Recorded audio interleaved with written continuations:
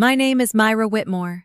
I'm 34 years old, a cardiology resident, and a single mother to 3-year-old twins. 2 months ago, I was lying in an emergency room with internal bleeding after a car accident. My hands trembled as I dialed my parents' number. I needed someone, anyone, to watch Lily and Lucas for just a few hours while the doctors fought to save my life. Instead, I received a text in our family group chat that said, "You've always been a nuisance and a burden. We have Taylor Swift tickets with Vanessa tonight. Figure it out yourself." So I did. From my hospital bed, I called an emergency nanny service, paid triple their normal rate, and made a decision that changed everything. I cut my parents off completely. The monthly mortgage payments, the health insurance, the car repairs, everything I'd been quietly covering for the past 8 years was gone. 2 weeks later, there was a knock at my door. Before I tell you who was standing there and what happened next, please take a moment to like and subscribe, but only if you genuinely enjoy this story. Leave a comment letting me know where you're watching from and what time it is there. I always enjoy connecting with you. Now let me take you back to where it all began. Growing up in the Carver household, I learned very early that love came with a ranking system. My older sister Vanessa was the favorite. She always had been. She was 3 years older than me, effortlessly beautiful, and possessed that kind of magnetic charm that made our parents light up whenever she entered a room. When she announced she wanted to become a fashion designer, Mom cried tears of joy. Dad called her our little visionary. When I told them I wanted to become a doctor, Dad simply nodded. "That's practical." That was all he said. Practical. I convinced myself it didn't matter. I buried myself in textbooks, earned top grades, and fought my way into one of the country's best medical schools.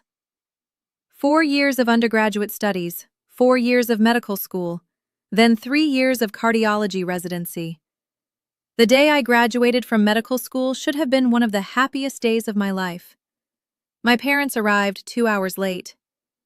"Sorry, sweetheart," Mom said, avoiding my eyes. Vanessa had an emergency meeting with a potential investor. We had to drop her off first.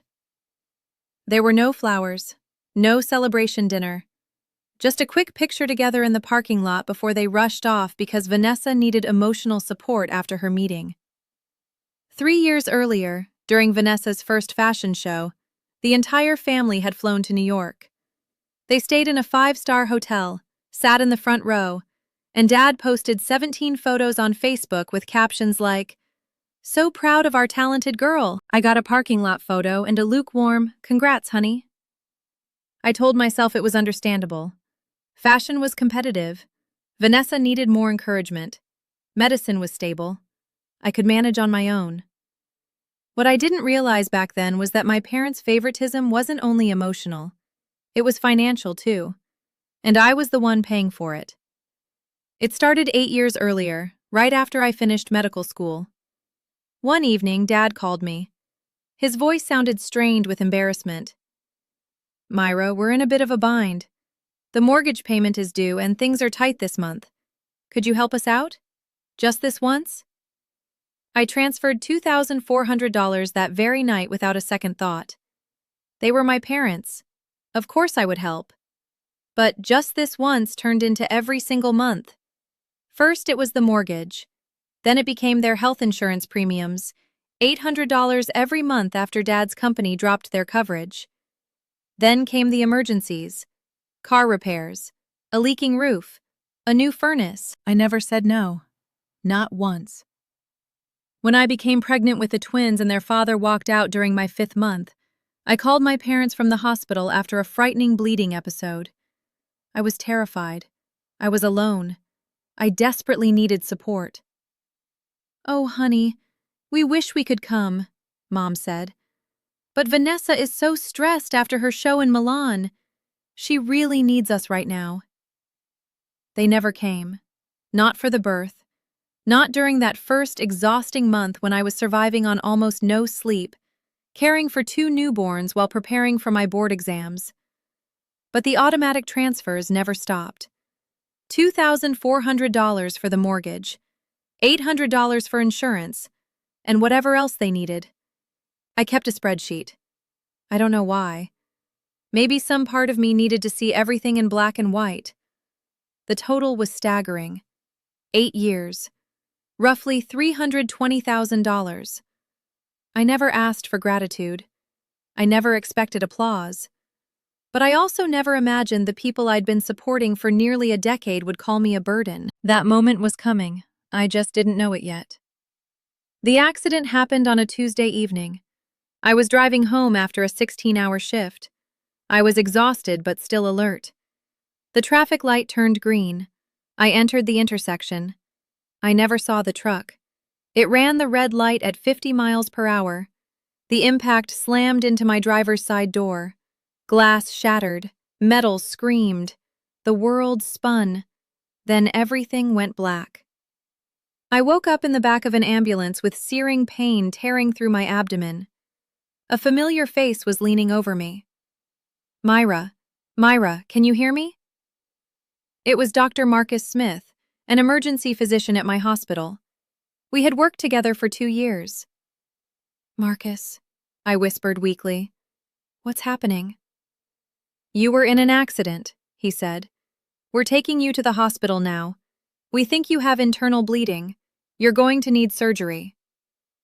Surgery? The word hit me like another collision. My kids! I grabbed his arm. Lily and Lucas. They're with the babysitter. She leaves at 8. Marcus glanced at his watch. It's 7:15. 45 minutes. I had 45 minutes to find someone to watch my children while doctors prepared to operate on me. With trembling hands, I reached for my phone. Blood smeared across the screen as I found my parents' number and called. It rang 4 times. Myra. Dad sounded impatient. We're about to leave. What is it? Dad, I need help. The words came out between painful breaths. I was in an accident. I'm being taken to the hospital for surgery. Please, I need you and Mom to watch the twins for just a few hours. Silence. Then he said, Hold on. I heard muffled voices. My mother's sharp, irritated tone. Vanessa laughing in the background. Then the line went quiet. A moment later, my phone buzzed. It was a message in our family group chat from my mother. Myra, you've always been a nuisance and a burden. We have Taylor Swift tickets with Vanessa tonight. We've been planning this for months. Figure it out yourself. I read it once, then again, then a third time. The words never changed. Another message appeared. From Dad. You're a doctor. You're used to hospitals. Don't make this into a bigger deal than it needs to be. Then Vanessa replied. Not with words, just a laughing emoji. That was it. That was all I meant to them. A laughing emoji while I lay bleeding in the back of an ambulance. Marcus had been watching me. I hadn't realized he could see my screen until he quietly asked, Myra, what did they say? I couldn't answer. Something inside me had shattered, and it wasn't just my injured body. I need a phone, I whispered. A phone with internet. Mine's dying. Without hesitation, he handed me his. I searched for emergency nanny services, found one that operated 24 hours a day, and called. I explained everything in short, professional sentences. Yes, I would pay triple the normal rate. Yes, I would provide the babysitter's contact information for the handoff. Yes, I authorized payment immediately. The entire arrangement was completed in 4 minutes. When I handed Marcus his phone back, he was still watching me. He didn't say a word. He didn't need to. Can you screenshot those messages? I asked, holding up my phone. Before it dies. He nodded slowly. Yeah, I can. I closed my eyes as the ambulance rolled into the hospital entrance. The pain was overwhelming now. But it wasn't coming from my abdomen anymore. It was coming from somewhere much deeper. Lying in that hospital bed with an IV in my arm and fear in my heart, I made the easiest decision of my life. The surgery lasted 4 hours. A ruptured spleen, severe internal bleeding. The doctors later told me that if I'd arrived just a few minutes later, I might not have survived. I spent 5 days in the hospital, 5 days of IV drips, morphine haze, and nurses checking my vitals every few hours. Not one call from my parents, not one text, not one visit. The emergency nanny service was expensive, but it was worth every penny. They coordinated with my regular babysitter, kept Lily and Lucas safe, fed, and cared for, and sent me daily photo updates. Complete strangers took better care of my situation than my own family. On the third day, I asked a nurse to bring me my laptop. "Are you sure you're up for it?" she asked. "You should be resting." "I need to take care of something." My hands were steady as I logged into my banking app. 8 years of automatic transfers stared back at me, as regular as clockwork. $2,400 on the 1st of every month, $800 on the 15th. I canceled every one of them. Then I opened my phone settings and blocked my father's number, my mother's, and Vanessa's. There was no dramatic scene, no tears, no second guessing. It felt like setting down a burden I'd carried for so long that I'd forgotten it was even there. Marcus stopped by later that afternoon. He had checked on me every day, bringing coffee and quietly keeping me company. "How are you feeling?" he asked. I looked at him.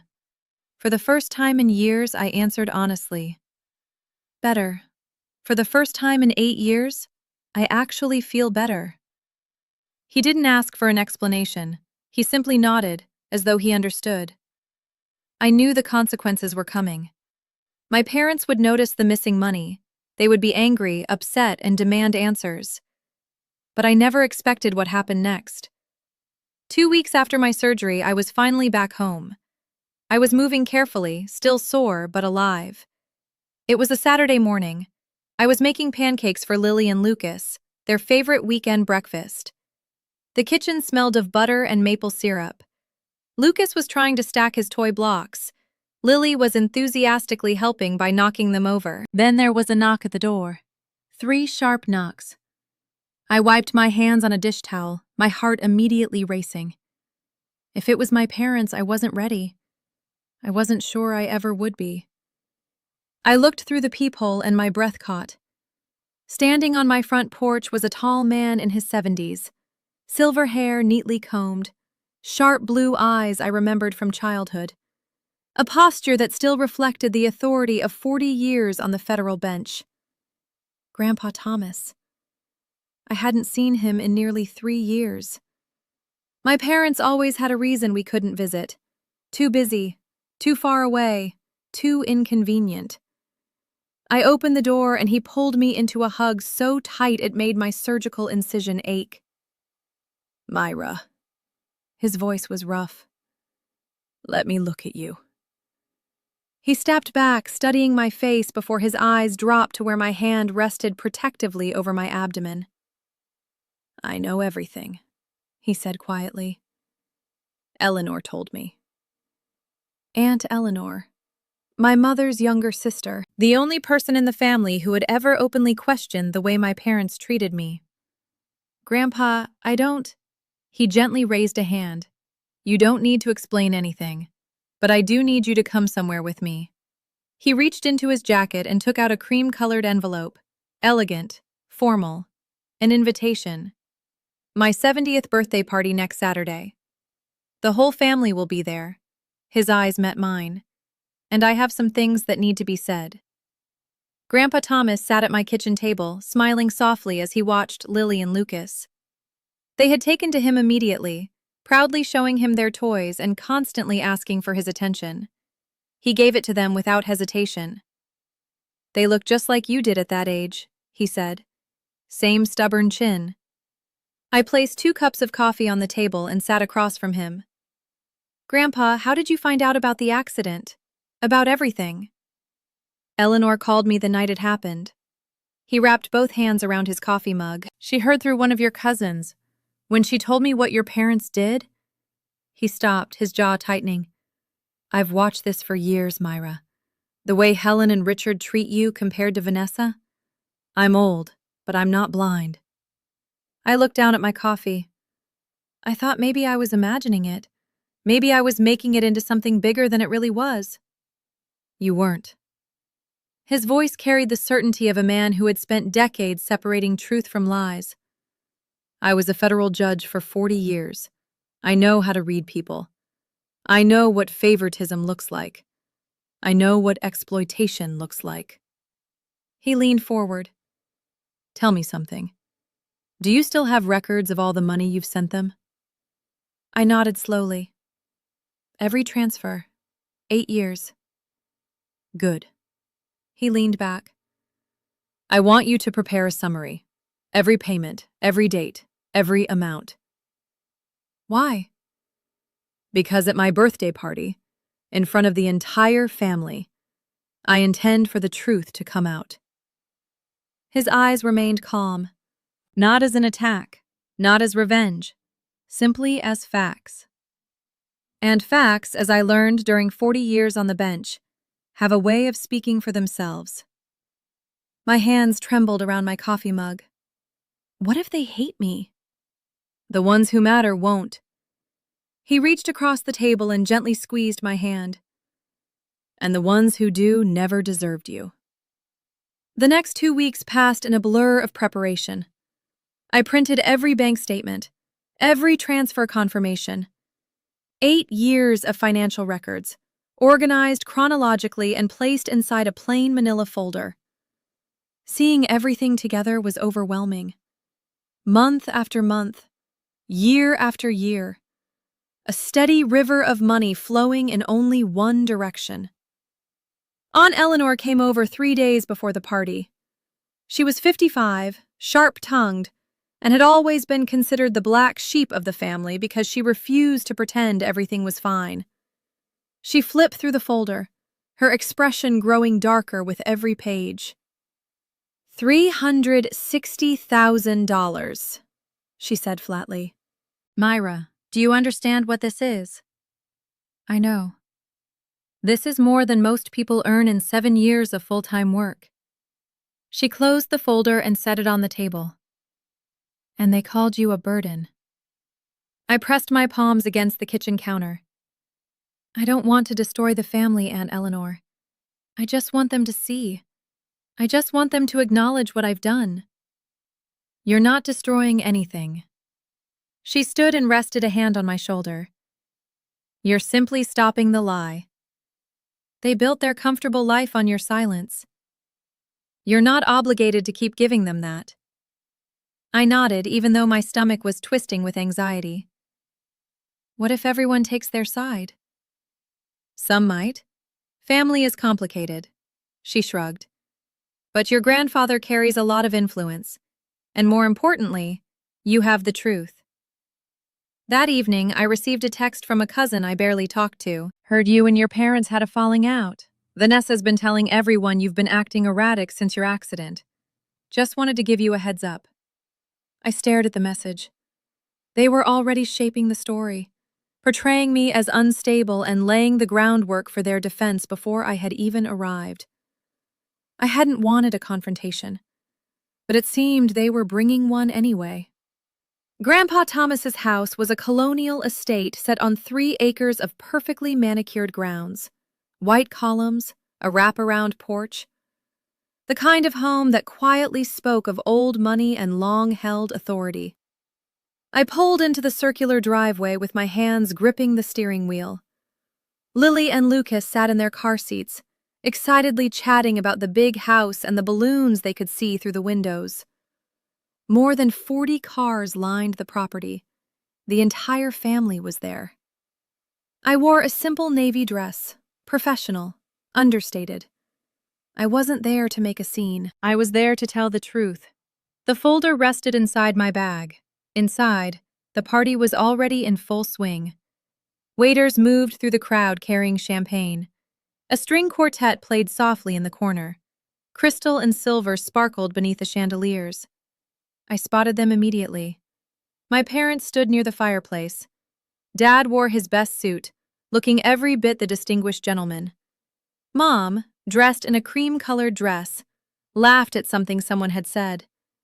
They noticed me at the exact same moment. Mom's laughter stopped. Dad's expression turned rigid. For a long moment, none of us moved. Then Vanessa appeared. She glided toward me in a designer dress that probably cost more than my monthly student loan payment. Her smile was flawless. Her eyes were cold. "Oh, Myra!" She brushed an air kiss against my cheek. "You made it! We heard about your accident. Nothing too serious, I hope." I met her gaze without looking away. "A ruptured spleen and internal bleeding. I almost died." Her smile faltered. "Mom said it was just a fender bender." "Mom wasn't there." I shifted Lucas onto my other hip. "None of you were." For a brief second, Vanessa's composure cracked. Then she recovered, lightly patting my arm with practiced sympathy. "Well, you look fine now. That's what matters." She drifted away, but I could already feel the first rumble of the coming storm. This was only the beginning. The attack came 30 minutes into the party. I was pouring fruit punch for the twins when I heard Vanessa's voice rise deliberately loud enough to carry across the room. "I'm so worried about Myra, honestly." She was speaking to a small group of aunts and cousins gathered near the dessert table. "The accident really affected her. She's been saying the strangest things. She cut off all contact with Mom and Dad for no reason." I kept my back turned, but every word landed like a small knife. Mom joined in, dabbing at her eyes with a handkerchief. "We've tried everything. Calls, texts. She won't respond. I think she's having some kind of breakdown." "Poor thing," someone murmured. "She's always been the sensitive one," Vanessa added. "Remember how dramatic she was as a teenager? I think the stress of being a single mom has just been too much." I could feel the eyes on me, sympathetic glances, whispered conversations, concern written across unfamiliar faces. I said nothing. I simply handed Lucas his juice cup and gently smoothed Lily's hair. Aunt Eleanor stepped up beside me, her voice low with anger. "They've been laying the groundwork all week, calling relatives, planting seeds. They know something's coming and they're trying to discredit you before it happens." "I know. Are you okay?" I looked across the room toward my grandfather. He stood watching everything with an unreadable expression, a glass of whiskey in his hand. He gave me the slightest nod. "I'm fine," I told Eleanor. "Let them talk." The room suddenly fell quiet. Someone tapped a glass. Grandpa Thomas rose from his chair. At 70, he still commanded attention the way he had throughout 4 decades as a courtroom judge. Every eye in the room turned toward him. "Before we continue with the festivities," he said, his voice carrying effortlessly through the room, "there are a few things I'd like to say." The atmosphere shifted. This was it. Okay, I need to pause here for a second. Before Grandpa reveals what he knows, I want to ask you something. Have you ever been in a situation where someone tried to rewrite the truth about you? Where they painted you as the crazy one simply because you finally stood up for yourself? Leave a comment and share your story, or just type "truth" if you've been there. And if you're enjoying this story, please hit that like button. Trust me, what happens next is worth staying for. Now, back to the party. Before Grandpa could continue, my father stepped forward. "Dad, wait!" His voice remained controlled, but I could see the tension in his jaw. "Before you say anything, there's something the family should know." Grandpa raised an eyebrow. "Richard." Dad turned to face the room, every bit the image of a concerned father. "As many of you may have heard, my daughter Myra has been going through a difficult time." He gestured toward me with a sad smile. "After her accident, she's been confused, distant. She's completely cut off contact with her mother and me." Mom stepped beside him, still holding that handkerchief. "We've only ever wanted what's best for her," she said, her voice trembling. "But she's been spreading terrible lies about us, saying we abandoned her, that we don't love her." The room fell silent. I felt 40 pairs of eyes fixed on me. "We've tried to be patient," Dad continued, "but it's been heartbreaking. We gave that girl everything." "Everything," Vanessa echoed from across the room. "She's even been claiming we refused to help her during her accident, which is absolutely not true." There must have been some kind of misunderstanding. Someone nearby let out a sympathetic murmur. The poor things. I stood frozen. Lily had buried her face against my neck, sensing the tension. Myra, an aunt I barely knew, walked over to me. Honey, is everything okay? Your parents are so worried about you. I opened my mouth to answer, but no words came. Then Grandpa Thomas's voice cut through the room like a gavel. Are you finished, Richard? The question was quiet, almost gentle, but everyone in the room heard the steel beneath it. Dad's confident expression wavered. I just thought the family should know. The family should know the truth, Grandpa interrupted, and I intend to give it to them. Grandpa Thomas walked to the center of the room. His stride was steady and deliberate, the walk of a man who had presided over hundreds of cases and never once lost control of his courtroom. I've listened to your concerns, Richard, he said. Helen, Vanessa, you've painted a very clear picture of a troubled young woman who has turned against her loving family.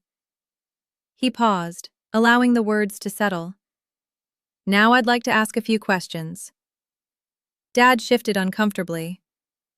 Dad, I don't think this is the place. This is exactly the place. Grandpa's voice never rose, but it became firmer.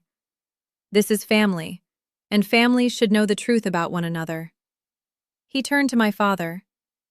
Richard, a simple question. Who has been paying the mortgage on your house for the past 8 years? The color drained from Dad's face. What? Your mortgage. $2,400 every month for 8 years. Who has been paying it? We. Dad glanced toward Mom. We pay our own mortgage. Do you? Grandpa reached into his jacket and pulled out a folder. My folder. Because I have here a complete record of bank transfers from Myra's account to your mortgage company every month for 96 consecutive months. A murmur spread through the room. That's a misunderstanding, Mom stammered. Myra offered. We never asked. I'm not suggesting you held a gun to her head, Grandpa said calmly. I'm simply establishing the facts. He opened the folder. Let me share some numbers with the family. I think they'll find them illuminating. Across the room, Vanessa had gone pale. Dad's hands were clenched tightly at his sides. Mom looked as though she might faint. I stood there holding my children, my heart pounding as the truth finally began to come to light. 8 years, Grandpa Thomas read from the folder. Let's break it down. The room was completely silent. Even the string quartet had stopped playing. Mortgage payments. $230,400. He looked up. That's the house Richard and Helen live in, the house they claim they pay for themselves. Someone gasped. Health insurance premiums, $76,800. When Richard's company dropped their coverage, Myra took over those payments. He turned another page. Car repairs, home maintenance, emergency expenses, approximately $45,000. Another page. Cash gifts and financial support for Vanessa's fashion ventures, $12,000. He closed the folder. Total, $364,200, give or take. The silence was overwhelming. Aunt Eleanor stepped forward. For some perspective, everyone, that's more than most people earn in 7 years of full-time work. Myra did all of this while completing her medical residency and raising infant twins by herself. She offered, Mom said, her voice breaking. We never forced her. No one said you forced her, Grandpa replied. But I am curious. He looked directly at them. In 8 years of receiving that support, how many times did you thank her? No answer. How many times did you visit her in the hospital after her twins were born? Still nothing. How many times did you show up for her? My mother began to cry. Not the delicate, sympathetic tears from earlier. Real, uncontrollable sobs. We thought she was fine, Dad said, his voice hollow. She never complained. She always managed. She managed, Grandpa repeated. Because she had to. Because you taught her that her needs didn't matter. An uncle near the back slowly shook his head. Jesus, Richard. $360,000. And you called her a burden. Dad flinched as though he had been struck. But Grandpa wasn't finished. There's one more thing the family should hear. He took out his phone and adjusted his reading glasses. 2 months ago, Myra was in a serious car accident. She was bleeding internally and being rushed into emergency surgery. From the ambulance, she called her parents. Her children were at home with a babysitter who was about to leave. She needed someone to watch them for a few hours. He paused and looked directly at my parents. This is the text message she received in response. From Helen. I'll read it exactly as it was written. He cleared his throat. Myra, you've always been a nuisance and a burden. We have Taylor Swift tickets with Vanessa tonight. Figure it out yourself. The room erupted. Oh my God, someone whispered. That's not... You're taking it out of context, Vanessa said desperately. There is no context, Aunt Eleanor snapped, that makes abandoning your daughter during a medical emergency acceptable. We didn't know it was serious, Dad shouted. Did you ask? Grandpa's voice cut cleanly through the chaos. Did you call her back? Did you come to the hospital? Silence. The answer, for anyone wondering, is no, no, and no. A woman I recognized as a distant cousin quietly stepped away from my parents, her face filled with disgust. Several others followed. My mother was sobbing uncontrollably now. I didn't mean it like that. I was frustrated. I didn't think. You didn't think your daughter might die, Grandpa finished, because you never thought about her at all. He turned to face the room. I'm not asking anyone here to pass judgment. I'm simply presenting the facts. What you choose to do with them is entirely your decision. Finally, he looked at me. His eyes had softened. Myra, is there anything you'd like to say? I hadn't planned to speak. I'd come to the party expecting Grandpa to handle everything, to let the facts speak for themselves while I stood quietly, finally vindicated. But as I looked around the room at my crying mother, my shell-shocked father, and my sister's crumbling composure, I realized I had something to say after all. I handed Lucas to Aunt Eleanor and stepped forward. I didn't come here for revenge. My voice was steadier than I expected. I came because Grandpa invited me. And because, for 34 years, I've been living with a version of my family that wasn't real. A version where I was the strong one, the reliable one, the one who never needed anything. I looked directly at my parents. I believed you when you said Vanessa needed more support because her industry was harder. When you told me I could handle things on my own. I believed you. And I tried to be exactly what you needed me to be. A tear slid down my cheek, but I didn't wipe it away. But that night in the ambulance, bleeding and terrified, I finally understood. I wasn't strong to you. I was convenient. I wasn't reliable. I was exploitable. And no matter how much I gave, it would never be enough to make you see me the way you see her. Several family members had quietly moved closer. An aunt rested a hand on my arm. A cousin stood nearby with tears in his eyes, nodding silently. My father started to speak. Myra, I'm not finished. He stopped. I don't hate you, I said softly. But I can't keep pretending this is okay. I can't keep buying love that should have been free. An uncle across the room turned toward my father. How could you, Richard? All this time you've been living off your daughter while treating her like she was nothing. I could feel the room changing. So what now? Dad's voice was filled with desperation. You've humiliated us in front of the whole family. Are you happy? I slowly shook my head. I'm not happy, Dad. None of this makes me happy. I took a slow breath. But I'm not sorry either. Because this isn't about humiliation. It's about honesty.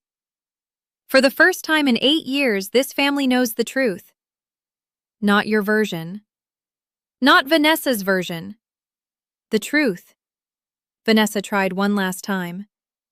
This is ridiculous. You're acting like we're monsters. We're your family. Families help each other. You're right. I turned to face her. Families do help each other.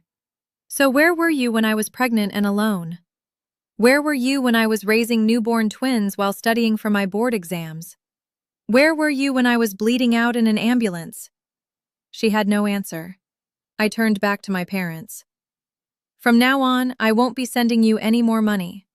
Not because I can't afford it, but because financial support should be a gift, not an obligation. And in a family that truly cares about one another, it should go both ways.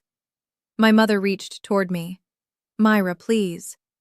I'm also not cutting you off forever, I continued. But I need space. Real space. Not a few weeks of guilt trips followed by everything going back to the way it was. I need you to truly think about what you've done. And if one day you can acknowledge it, really acknowledge it, then maybe we can rebuild something.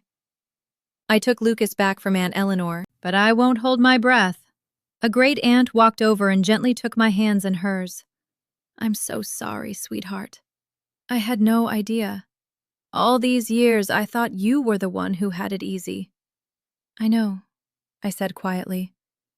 Everyone did. That's exactly how it was supposed to look. All right, I want to check in with you again. That moment when I finally spoke those words, when I chose myself for the very first time, did it resonate with you? I know so many of us were taught that family means sacrificing everything, no matter what. But here's the truth. Boundaries aren't betrayal. Saying no isn't selfish. Type boundaries in the comments if you agree. And if you know someone who needs to hear this story, share it with them. Now, let's see what happened afterward. My parents left the party early. No one stopped them. No one said goodbye. Dad helped Mom to the car while she cried into his shoulder. Vanessa followed behind them with her head lowered, refusing to meet anyone's eyes. The silence they left behind was heavy. But it wasn't uncomfortable. It felt more like the quiet after a storm has passed. In the days that followed, the fallout came quickly. My phone buzzed constantly with messages from relatives. Cousins I had barely spoken to in years reached out to apologize. Aunts and uncles who had always believed my parents' version of the perfect family began questioning everything. I always thought you were the difficult one, Cousin Rachel texted me. Vanessa made it sound like you pulled away for no reason. I'm so sorry I believed her. The family group chat, the same one where I'd received that devastating message, went completely silent. Then it disappeared altogether. More significantly, my parents quietly found themselves excluded from family gatherings. 3 weeks later, when my cousin Michael celebrated his 40th birthday, they weren't invited. When Aunt Eleanor hosted Easter brunch, their names weren't on the guest list. No one made a formal announcement. No one declared sides. They simply stopped being included. 2 weeks after the party, my mother called me from a new phone number. I let it go to voicemail. Myra, please, we need to talk. This has all been blown out of proportion. Your father is devastated. I'm devastated. Can't we just move past this? I listened to the message once. Then I deleted it. I understood something now. Forgiveness wasn't a reset button. It was something that set me free, not them. And I wasn't ready to let go just yet. But the financial consequences? Those were only beginning. 3 months after the party, Aunt Eleanor called me. They're selling the house. I slowly set my coffee cup down. What? Your parents? They put the house on the market last week. From what I've heard, they couldn't keep up with the mortgage payments. I thought I would feel something. satisfaction, vindication, maybe even guilt. Instead, I just felt tired. Where will they go? Your Uncle Frank is letting them stay in his guest house for now. Eleanor paused. But he made it very clear that it's temporary. They need to get jobs, real jobs, not just wait for someone else to rescue them. Jobs. My parents hadn't worked full-time in years. Dad had taken early retirement at 55. Mom had never worked outside the home. They'd been living on my money for so long that they hadn't even realized how dependent they'd become. What about Vanessa? Can't she help? Eleanor let out a laugh. It wasn't a kind one. Vanessa's been struggling since her divorce. Word about the party spread. Someone in the family knew someone in the fashion industry. She lost a major design contract.